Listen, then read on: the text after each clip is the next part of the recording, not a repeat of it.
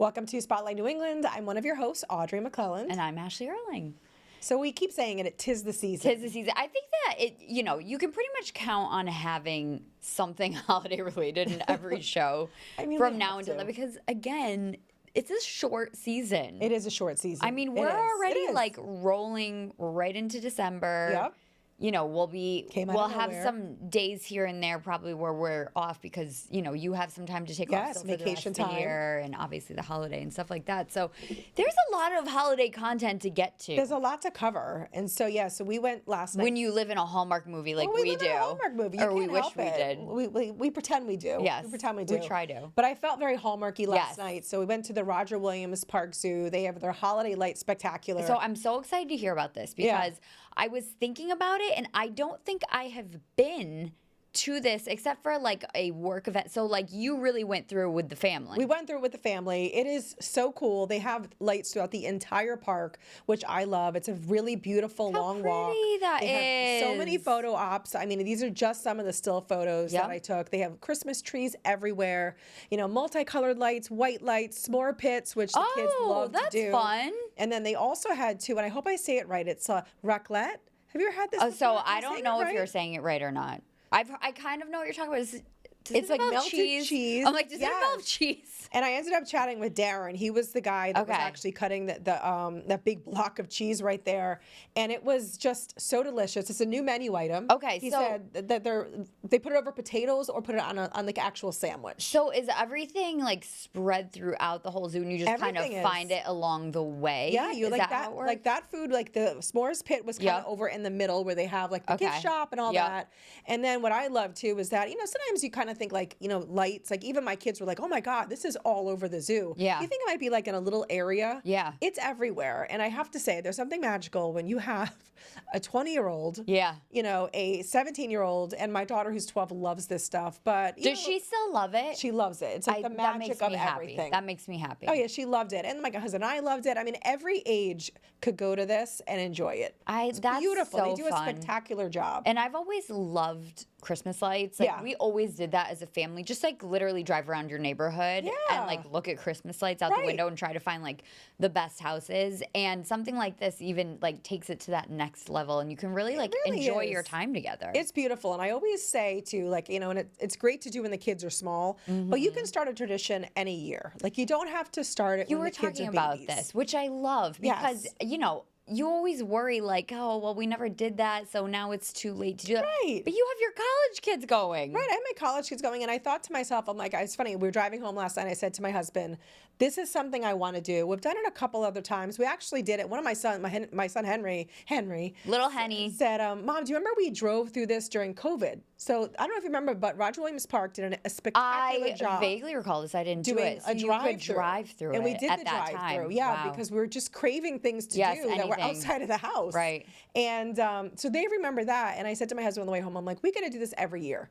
And I know it's crazy to think this, but you can't help it because I do have kids in my 20s now. Yeah. But even when they have kids, when they come home for the holidays, let's do this. Like, let's have them remember these are things that you do. And these are things that people really do remember because, again, like I think back to the things that we did when I was a kid, and I still wish, like, I don't live in Connecticut anymore. I live here, and my family barely lives in Connecticut anymore either, so we don't really go back to do those same things. Right. But I try to find things here that feel like what that felt like to me. Right. To start some new traditions. Like you were talking yesterday about getting your Christmas tree at Farmer's Daughter. Like that's our tradition that you could do every year with the kids. Yeah. And like those are the kind of things that I feel like, especially in New England, you build on. Because it really is. We joke that it's like a Hallmark, but it really is like a Hallmark movie. It feels like Christmas is for New England. Yeah. Doesn't it feel like that? Yeah. It feels like Christmas is specifically for We need cold. We need New snow. England. Yeah. And that just really, so. We need our new Fair Isle sweaters. This is the sweater we were talking about yesterday. I went immediately to pick it up. And I love so it. cozy. I love it. But, was it worth the wait? It was worth the wait. Did you wear it last night? And it's fully stocked again. I think that they were joking. So we were talking about the Nutcracker sweater too, and it looks like it was restocked. Is it restocked? Yes. I swear these stores, they're tricky. They do these things with you.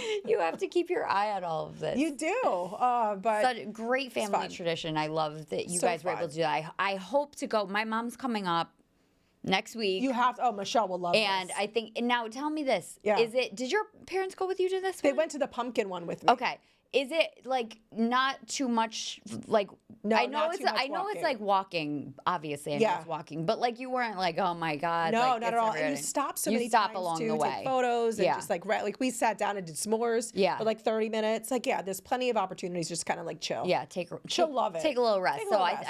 I think Michelle might want Michelle's to do that. gonna have to do this. Yes, I love it. We'll get our warm weather gear ready to go. Now today is a big day. It's actually Giving Tuesday, so we have a lot to talk about and a great guest to share some more info about that. Stay tuned. We'll be back right after this break. Well, today is Giving Tuesday, and really any time of the year is a great time to think about giving back to our community. We have so many wonderful local organizations, one of which we are spotlighting today here on Spotlight New England. We have Meghan Grady from Meals on Wheels, an organization that we just love. Thanks for being here, Meg. Thank you so much for the opportunity to come in. We are so excited to have you because I think, obviously we have so many wonderful charities, and you are one that does just such wonderful work that is so needed and is so, it's great to see in our community what you do. But just in case anyone's not familiar, which I think most people are, tell us more about Meals on Wheels and what it is that is the mission. Great. Well, Meals on Wheels of Rhode Island started in 1969, 17 seniors, one route in Providence.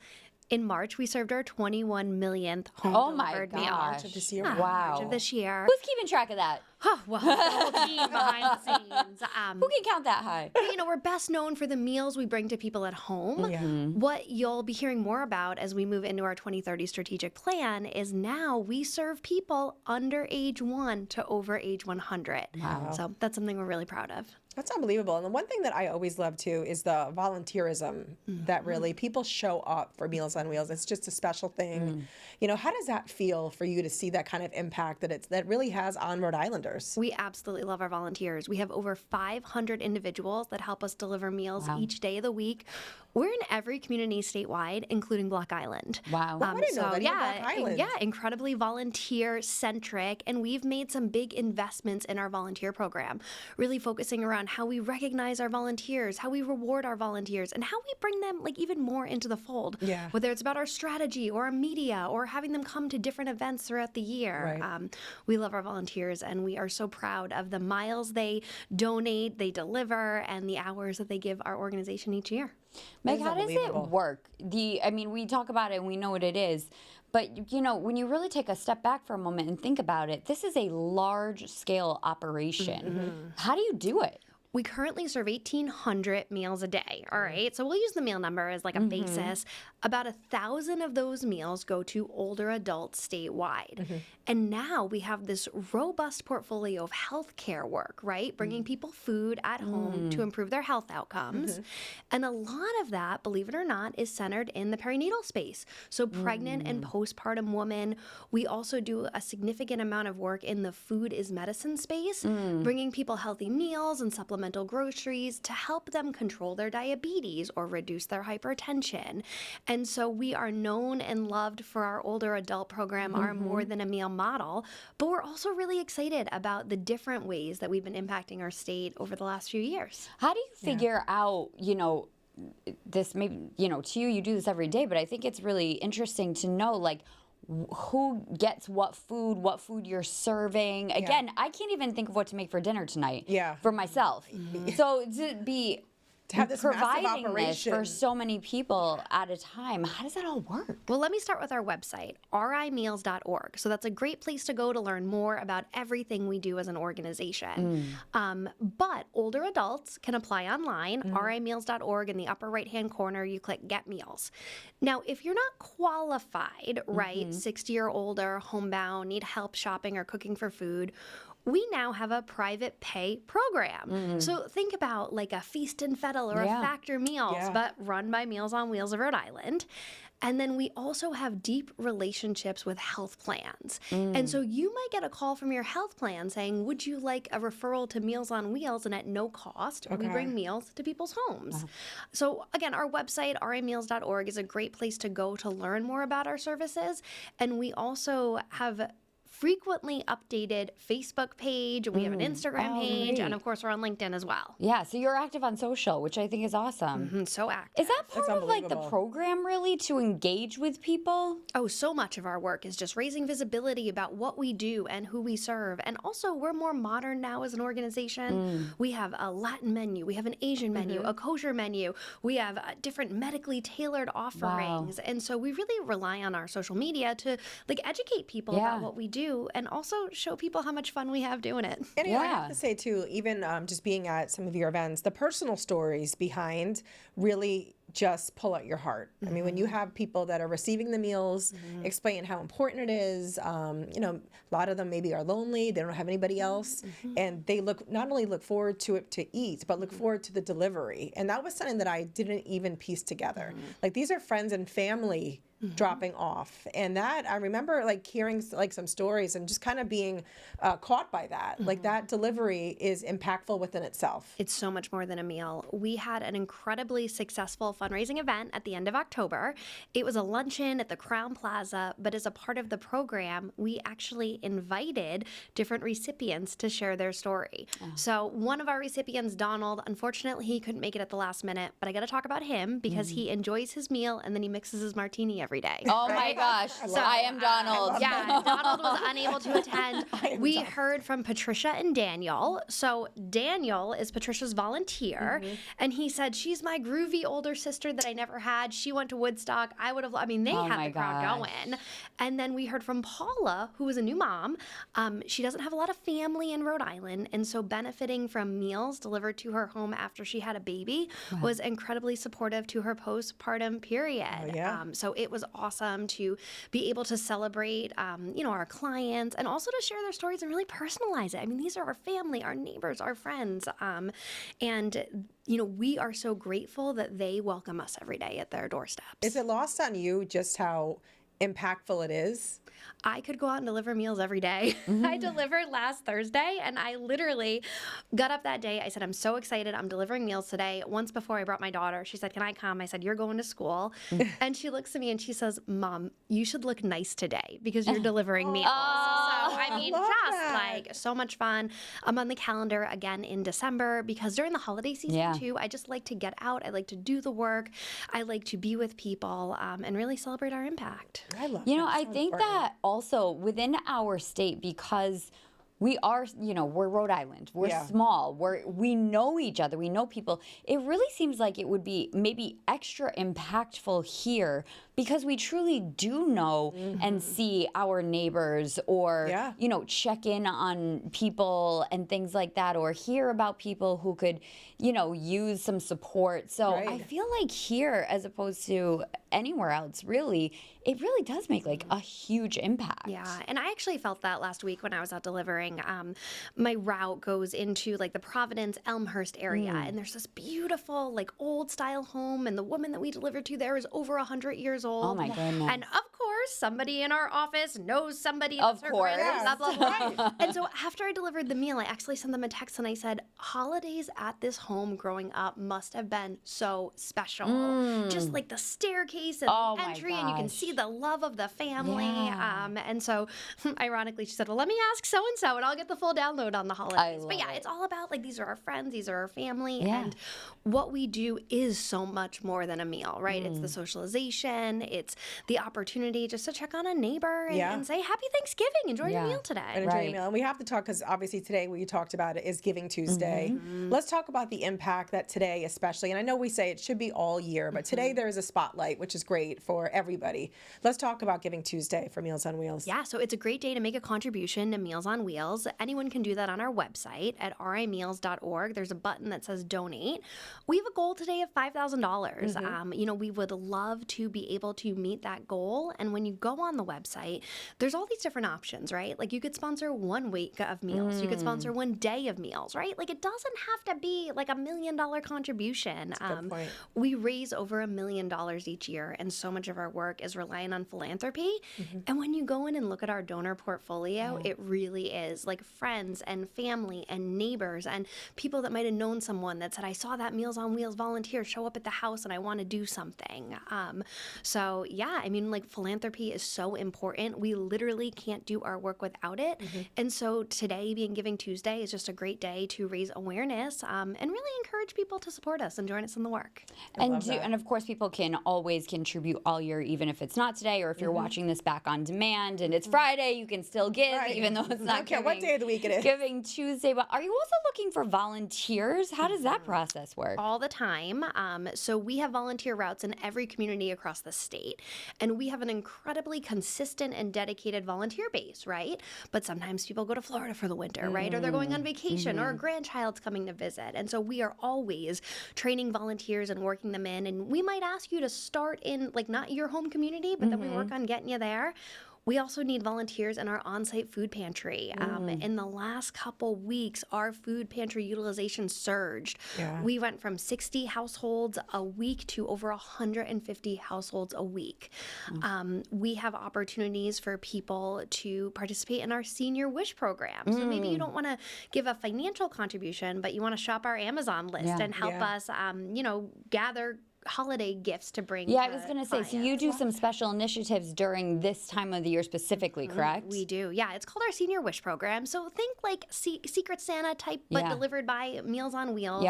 On our Facebook page, on our Instagram page, we have an Amazon shopping list, jumbo crossword puzzles, toiletries, warm blankets, slippers. And it's just our way of, in addition to bringing the meal, maybe bringing a little holiday gift to brighten somebody's season.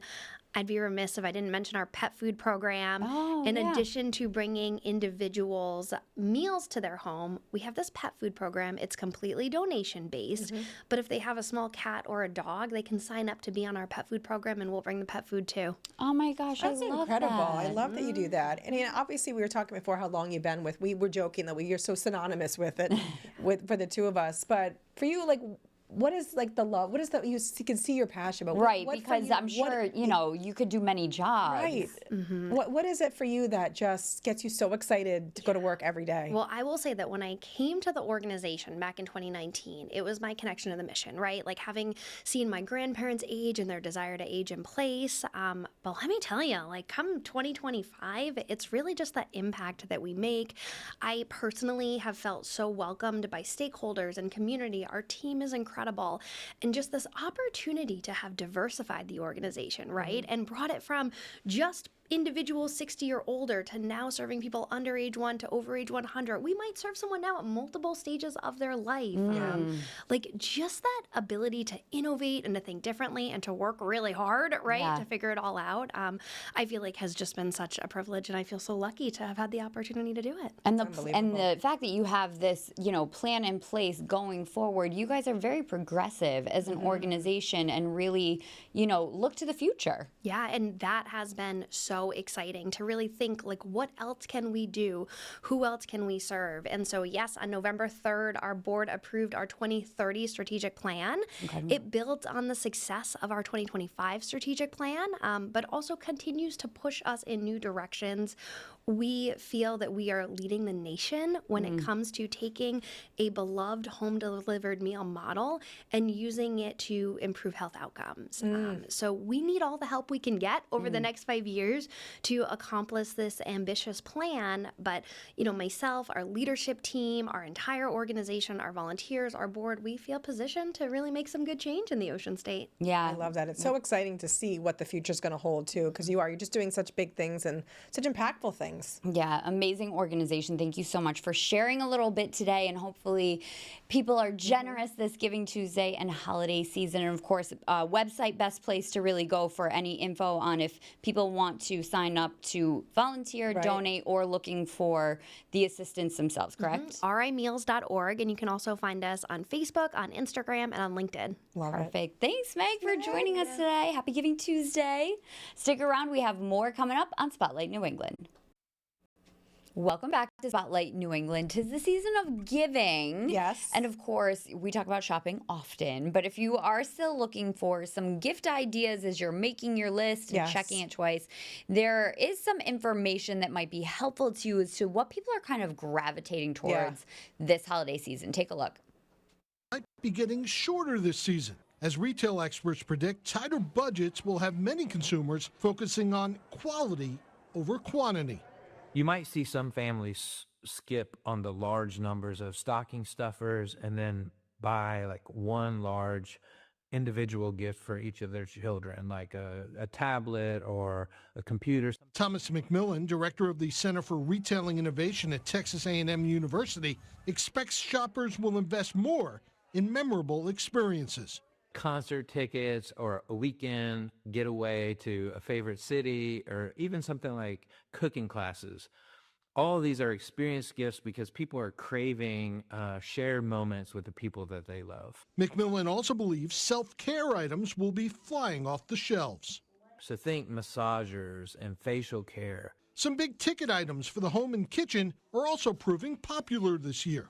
High quality cookware, espresso machines, even home improvement tools like drills and things like this. People want things that they can use. And while technology like smartwatches and headphones are seeing hype, so are some old school classics. Timeless, durable goods are making a comeback. So think leather goods, watches, minimalist jewelry. But as malls and online retailers keep seeing holiday traffic, this year's holiday momentum is going to be powered by the higher income consumers. They're going to be the ones who are keeping the registers running, while the lower income consumers are going to be a little bit more cautious.